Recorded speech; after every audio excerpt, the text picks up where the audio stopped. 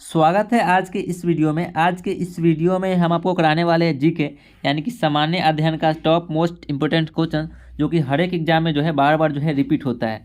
तो आज के इस वीडियो में हम आपको लगभग जो है 20 से 25 क्वेश्चन कराएंगे, क्योंकि अगर एक बार ज़्यादा क्वेश्चन करा दिए तो आप लोग भी वीडियो को पूरा नहीं देखिएगा और आप लोग का जो है रिवीजन भी नहीं हो पाएगा। ठीक है, तो इसमें जो है टोटल जो है 20 से 25 क्वेश्चन कराएंगे, तो आप लोग जो है रिवीजन कर लीजिएगा वीडियो को 2x पे करके। ठीक है, आप सभी के लिए जो बीपीएससी के जो TRE 3 का जो कैंडिडेट है उन लोगों के बहुत ही ज़्यादा यूजफुल होने वाला है। तो चलिए वीडियो को शुरू करते हैं।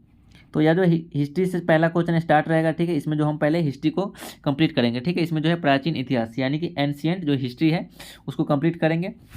तो चलिए देखते हैं। तो यहाँ पे आप देख सकते हैं कि जो पाषाण काल से जो है पहला जो इसमें जो सेट है वह उसी से है। ठीक है, इसमें लिखा गया है भीमबेटका पूरा पाषाण काल का एक प्रसिद्ध स्थल भारत के किस राज्य में स्थित है। ठीक है, जैसा कि आप लोग यहाँ पे देख रहे हैं, जो क्वेश्चन है SSC CGL यानी कि Tier 2 में पूछा गया है, यानी कि मेंस का क्वेश्चन है। ठीक है, तो यह जो है मध्य प्रदेश का है। ठीक है, इसका अगर डिफाइन करें तो यहाँ पे देख सकते लिखा है कि भीमबेटका पूरा पाषाण काल का एक प्रसिद्ध स्थल है जो भारत के मध्य प्रदेश राज्य के सायसेन जिले में स्थित है। यहाँ के चित्र भारतीय उपमहाद्वीपों में मानव जीवन के प्राचीनतम चिन्ह है। इसकी खोज जो है 1957 से 58 में डॉक्टर विष्णु श्रीधर वानकर द्वारा जो है खोज किए गए थे। ठीक है, इसे वर्ष 2003 में यूनेस्को द्वारा विश्व धरोहर स्थल घोषित किया गया था। ठीक है, तो जो पहला क्वेश्चन है समझ गए होइएगा। अब चलिए अब दूसरे क्वेश्चन की ओर चलते हैं। तो दूसरा क्वेश्चन है प्राचीन भारतीय इतिहास के किस काल में मिट्टी के बर्तनों का पता लगाया गया था। तो ऑप्शन आपका देख सकते हैं यहाँ पे पहला जो ऑप्शन है वह है नवपाषाण, उसके ऑप्शन बी है ताम्रपाषाण और ऑप्शन सी है पुरापाषाण और ऑप्शन डी है मध्यपाषाण। ठीक है, तो इसका जो सही आंसर हो जाएगा वह हो जाएगा ऑप्शन ए यानी कि नवपाषाण। ये देख सकते हैं यह जो क्वेश्चन है कहाँ कहाँ पे पूछा गया है। ठीक है, अगर इसकी डिटेल की बात करें तो यहाँ पे देख सकते हैं कि प्राचीन भारतीय इतिहास की नवापाषाण काल में मिट्टी की बर्तनों का जो है पता लगाया गया था।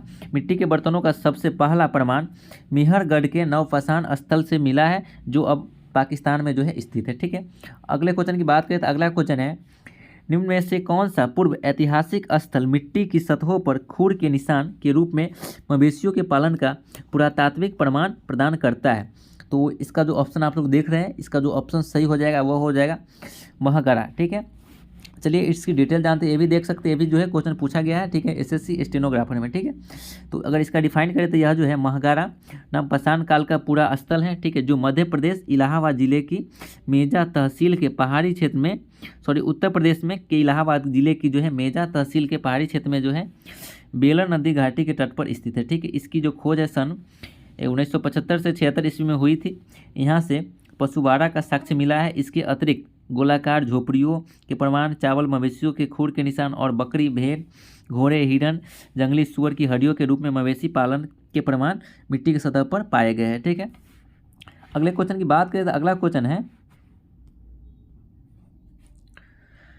प्रारंभिक मनुष्यों द्वारा उपयोग किए जाने वाले माइक्रोलिथ्स डैश थे। तो इसका जो है ऑप्शन आप लोग देख रहे हैं। ठीक है, तो इसका जो सही आंसर हो जाएगा वह हो जाएगा पत्थर के औजार। ठीक है, चलिए इसकी डिटेल्स जानते हैं। ये भी देख रहे हैं, ये भी क्वेश्चन जो है SSC MTS में पूछा गया है। ठीक है, तो अगर इसका डिफाइन करें तो यहाँ पे देख सकते हैं माइक्रोलिथ्स पत्थर के औजार होते हैं। ठीक है, इनका संबंध मध्य पाषाण काल से है तथा इन औजारों को निर्माण सामान्य रूप से समांतर फलकों वाले छोटे ब्लेडों पर क्वार्टजाइट, चट, जैम्फर, अगेट जैसे सिलिकाओ पत्थरों से होता था। ठीक है, जिनकी जो लंबाई रहता था वह 1 से 5 इंच तक होती थी। ठीक है, ये उपकरण वास्तव में छोटे तथा नुकीले होते हैं। ठीक है, और विभिन्न प्रकार की आकृतियों जैसे कि अर्धचंद्र, समलंब तथा त्रिभुज आदि में पाए गए। ठीक है, नोट भीलवाड़ा जिले में कोठारी नदी के तट पर स्थित बगौर भारत का सबसे बड़ा मध्य पाषाणिक स्थल है। इस काल के शवों को दफनाने की प्रथा की शुरुआत मानी जाती है। ठीक है, चलिए अगले क्वेश्चन की ओर चलते हैं।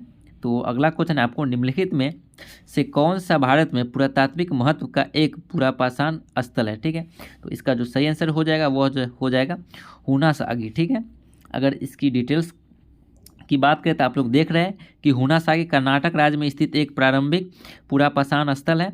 हुनासागी के पुरापाषाण उपकरण चूना पत्थर, बलुआ पत्थर, क्वार्टजाइट, डोलोराइट, चट जैसे विविध प्रकार के पत्थरों से बने हैं। ठीक है, बुर्ज हूम जम्मू कश्मीर तथा मेहरगढ़ बलूचिस्तान यानी कि पाकिस्तान में जो अभी पड़ रहा है। ठीक है, चिरांग सारण बिहार व नवपाषाण कालीन ज्ञात स्थल है। ठीक है, ये सब जो है यह नवपाषाण काल की जो है स्थल है। ठीक है, अगले क्वेश्चन की बात करें तो अगला क्वेश्चन है सेल्ट एक नवपाषाण कालीन डैश है। तो जो सेल्ट एक जो है वह जो है एक उपकरण है। ठीक है, इसकी बात करते यह जो सेल्ट एक नवपाषाण कालीन उपकरण है। पूरा पाषाण काल के विपरीत इस अवधि में लोगों ने पॉलिश किए गए पत्थर के औजारों और कुल्हाड़ियों का उपयोग करना शुरू किया, जिन्होंने सेल्ट कहा जाता है। ठीक है, अगले क्वेश्चन की बात करें तो अगला क्वेश्चन है प्रागैतिहासिक काल के पहले युग को क्या कहा जाता था। तो जो प्रागैतिहासिक काल के जो पहले का जो युग होता था, ठीक है, उसे पूरा पाषाण काल जो है कहा जाता था। ठीक है, अब चलिए इसकी डिटेल्स जानते हैं। तो पूरा पाषाण काल प्रागैतिहासिक युग का वह समय है जब मानव ने पत्थर के औजार बनाना सबसे पहले आरंभ किया। यह काल 25 साल पूर्व से लेकर 3000 साल पूर्व तक माना जाता है। इस दौरान मानव इतिहास का 99% विकास हुआ। इस काल के बाद मध्य पाषाण युग का आरंभ हुआ, जब मानव ने पशुपालन शुरू किया था। भारत में पशु पाषाण काल के अवशेष तमिलनाडु के पलवरम, उसके आगे है बदुरई, उसके आगे है अतिरमपक्कम, मध्य प्रदेश के भीमबेटका और छत्तीसगढ़ के रायगढ़ जिले के सिंहावल में भी मिलते हैं। ठीक है, इस काल को जलवायु परिवर्तन तथा उस समय के पत्थर के हथियारों और औजारों के प्रकार के आधार पर निम्न 3 भागों में विभाजित किया गया था। ठीक है, जिसमें था पहला निम्न पाषाण काल, दूसरा मध्य पाषाण काल और तीसरा उच्च पाषाण काल।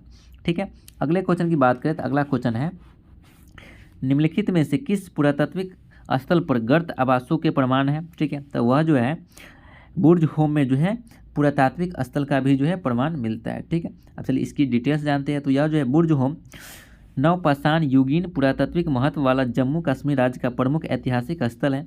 यहाँ पर कई प्राचीन भूमिगत गर्त आवास पाए गए हैं। बुर्ज होम में मालिक के मर जाने पर उसके शव को पालतू कुत्ते के साथ ही दफनाया जाता था। ठीक है, अगले क्वेश्चन की बात करें तो अगला क्वेश्चन है मेहरगढ़ नवपाषाण काल की बस्ती पाकिस्तान के किस प्रांत में स्थित है।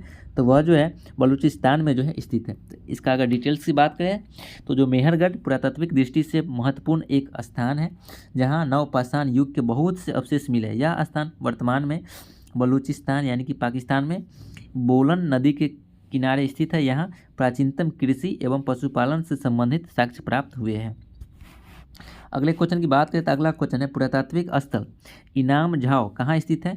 तो यह जो है यह जो है महाराष्ट्र में स्थित है। ठीक है, इसकी डिटेल्स की बात करें तो यहाँ पे देख सकते हैं पुरातात्विक स्थल इनाम गांव भारत के महाराष्ट्र राज्य में स्थित है। यह भीमा नदी की सहायक नदी घोड़े के तट पर स्थित है।